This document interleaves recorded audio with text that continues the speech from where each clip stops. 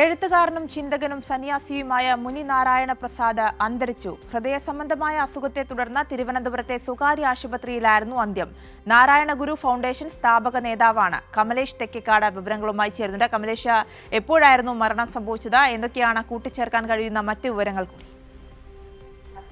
ആര്യ, കഴിഞ്ഞ കുറച്ച് നാളുകളായി ഹൃദയ സംബന്ധമായ അസുഖത്തെ തുടർന്ന് അദ്ദേഹം വെഞ്ഞാറമൂട് സ്വകാര്യ ആശുപത്രിയിൽ ചികിത്സയിലായിരുന്നു. ഇന്ന് പുലർച്ചെ 3:30 കൂടിയാണ് അദ്ദേഹത്തിന്റെ അന്ത്യം സംഭവിച്ചിട്ടുള്ളത്. നേരത്തെ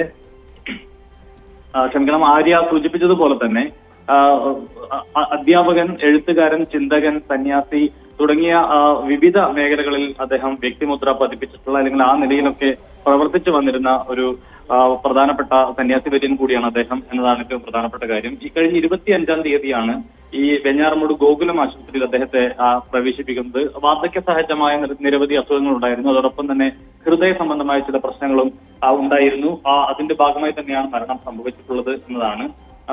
ഒരാഴ്ച, അതായത് ഈ 25-ന് ഗോകുലത്തിൽ എത്തിക്കുന്നതിന് ഒരാഴ്ച മുൻപ് ഈ ശിവഗിരി ശ്രീനാരായണ മെഡിക്കൽ മിഷൻ ആശുപത്രിയിൽ തീവ്രപരിചരണ വിഭാഗത്തിൽ ചികിത്സയിലായിരുന്നു.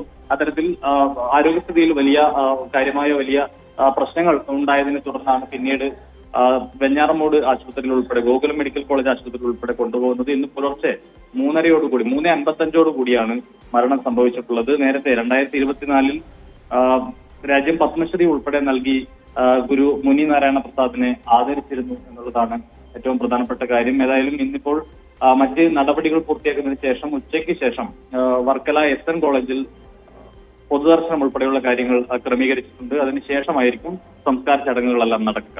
ആര്യ. ശരി.